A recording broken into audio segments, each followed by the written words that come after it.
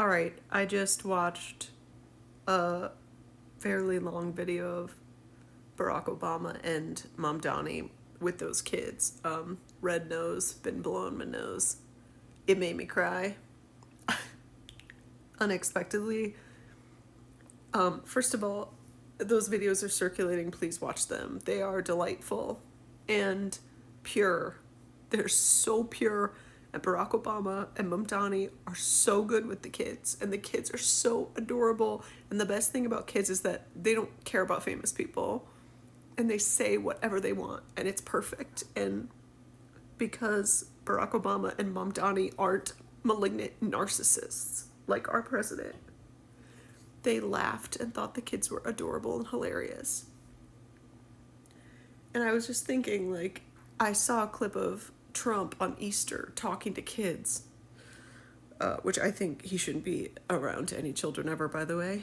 And the clip I saw was of him asking them some form of, this is paraphrasing, but do you guys know anyone who voted for Kamala Harris? Because that was a really bad idea, to like 5-year-olds. Because of course that's what he did. And he had the Easter bunny standing behind him.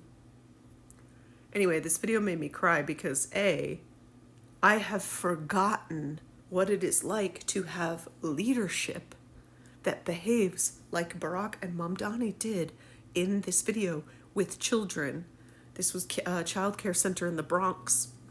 It was so precious and so funny and so sweet.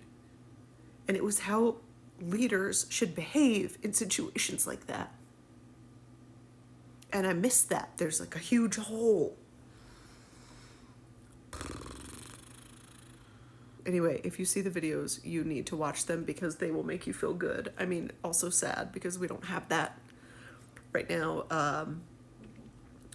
in the president, and his entire cabinet. But anyway, they are heartwarming and wonderful. I'm liking Obama now. I miss Obama. I miss the adults in the room. The situation with Trump, from covering up the Epstein files to the state of the economy to the corruption that's happening in Washington today with Trump making billions of dollars to this illegal war with Iran, has so thoroughly ruined his reputation with everybody that racist white supremacist pricks like Nick Fuentes are saying that they miss Obama. Obama is a black man. I'm guessing in the middle of Obama's term when Nick Fuentes was probably in middle school, given the fact that he's so goddamn young, or at least he looks like a little weasel, he would not have been saying how much he loved Barack Obama. But there is a difference here in their zeal and their resentment of the idea that a qualified black man could ascend to the presidency to come from nothing and build his life and make it to where he was today, where he could turn this country around after what happened with George W. Bush. They resented him so much they turned to a man that they didn't understand. And people like me and people like you, if you're watching this, would be my guess. We warned them who they were turning themselves into, that they were turning to a man who was going to take advantage of them, who was going to say whatever they want to hear, who was going to throw whatever racist dog whistles they wanted, just so that he could get access to the White House, so he could put money in his pocket, so he could defend his friends in the Epstein files. That's what this has all been about. And these people have been conned, but it's so bad.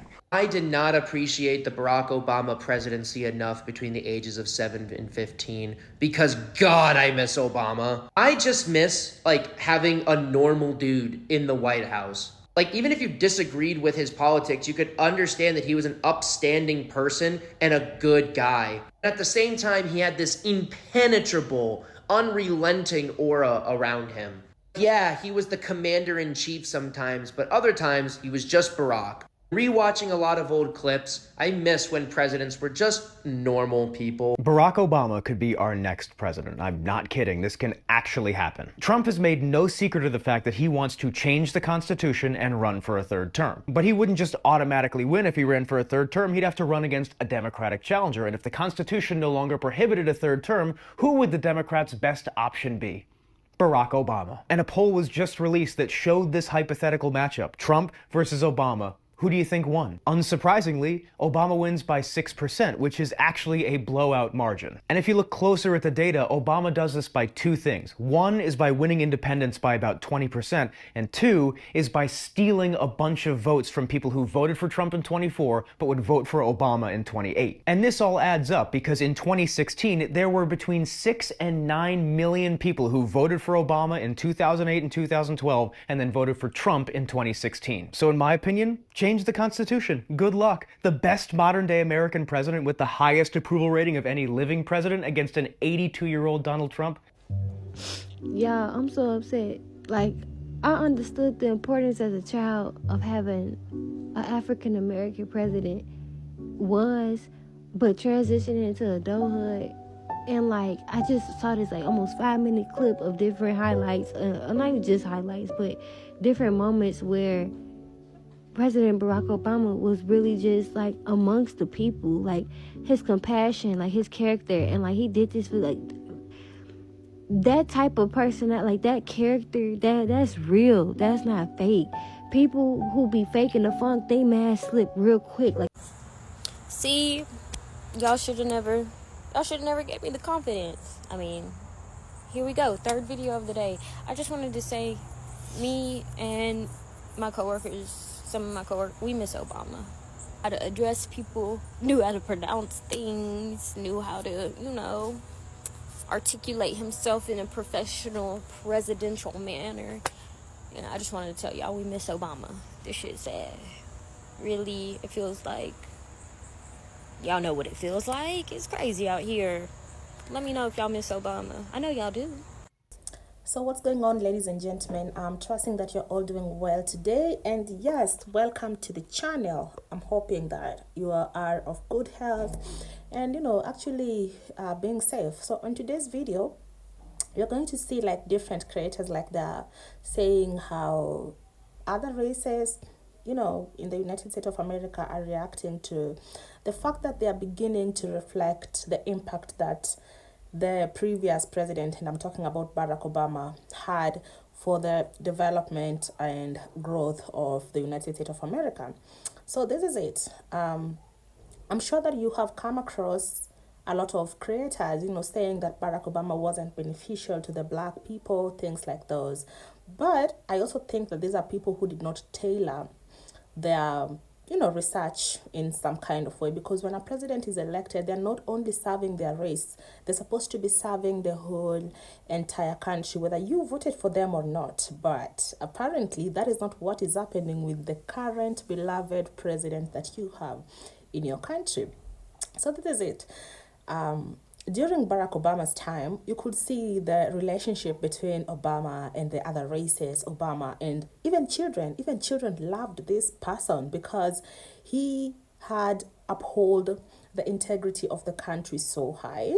And Obama brought a lot of good intentions to each person. Okay, now let me break it down.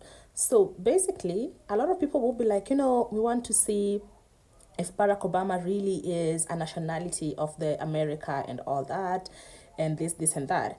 And you have followed the journey of this person where he was a lawyer, his wife was a lawyer, and they've built themselves. These are people who did not have any records into embezzling public funds and all that. So everything they had, they built it from the scratch. Yeah, you can even tell, like, right now their life is very private, they'll do their own stuffs. And Barack Obama had signed like a lot of reforms, or rather, treaties that was enabled to accommodate each and every person. Him being the president of the United States of America brought this sense that everyone belonged. It doesn't really matter like whether you are this race or the other race. So a lot of people really felt comfortable, and that is the time, if you check the record, the whole world was really excited. Even other countries, like I would say, like even Kenya, that was a holiday. It was a holiday, and people were really excited because, tell me, that was a moment to reckon with. That was history that was made. That was a prophecy that had come to pass, Yeah. So right now, you have seen, like previously on my video, I spoke about Trump telling teenagers, like he's literally encouraging teenagers to have more kids, and he's saying that he's going to support them, things like those. And he's also saying that there's no like abortion, things like those and all that. And I'm beginning to question, like, when you tell teenagers to get pregnant, you're giving consent to adults, because under what circumstances have you come across two teenagers being pregnant for each other? It's very, very minimal. And as like, you know, adult and a teenager. Yeah. So those are some of the things that Americans are asking themselves, and they really know that if Barack Obama was the president, nothing like that was going to happen. You know, look at the economical status of the country right now.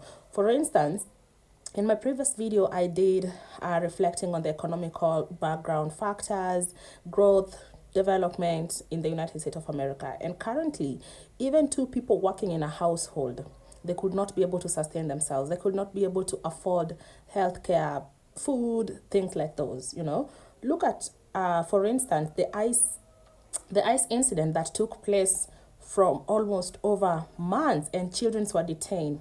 Obama could never, you know. So ladies and gentlemen, just in case you're new here, my name is Yvonne, and please guys, subscribe, and remember to share this video. Also comment below, let me know, what do you think? Do you miss Barack Obama? Because most of you have missed him. Yeah, so until next time.